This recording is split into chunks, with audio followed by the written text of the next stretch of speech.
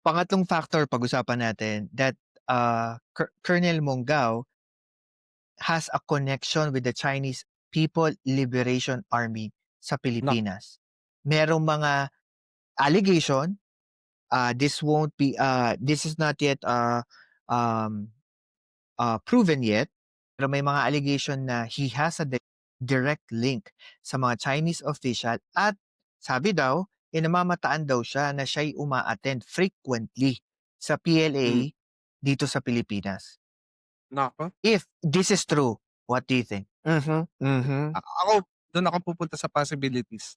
Maaring wala, maaring puwede, maaring hindi. Yun yung uh, let's see what's gonna happen. And also, when I was looking on this issue, nung palang statement si Senator Lacson noong 2020 na wina-warningan na niya ang gobyerno that there is around 2,000 to 3,000 PLA members na nag-ooperate sa Pilipinas. Ang tawag niya dito ay mga sleeper agents. Again, ito lang last year na itong mga sleeper agents na 'to ang gusto nilang mangyari is magkaroon ng malakihang espionage mm, against the Philippine government hmm, and magkaroon ng advanced surveillance, at magkaroon ng koneksyon sa gobyerno kasi meron daw na mga arrest na nangyari sa mga Chinese national na di umano itong mga Chinese national na 'to from Senator Lacson, meron daw advanced surveillance equipment. hmm. So, do you think we are somehow invaded by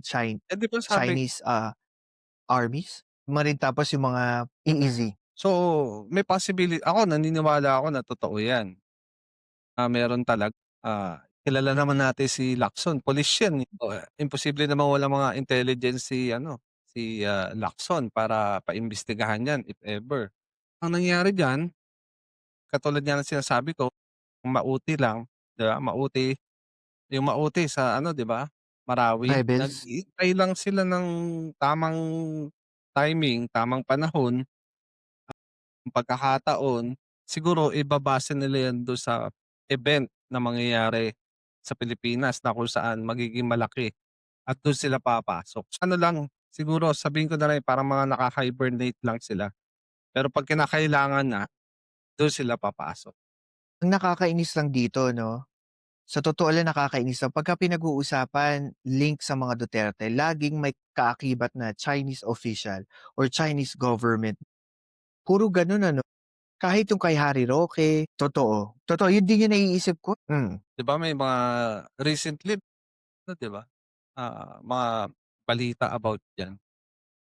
Yung isa pa yung totoo.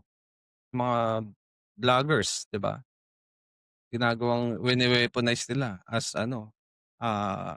para makapag-cyber attack. Meron nga. Ano ba yung mga multi-business na nakapasok sa Pilipinas, especially yung Pogo, oo, ano pa, yun ang malaki. drugs. Mhm. Parang So nagiging importation ng drugs, eh. yes. So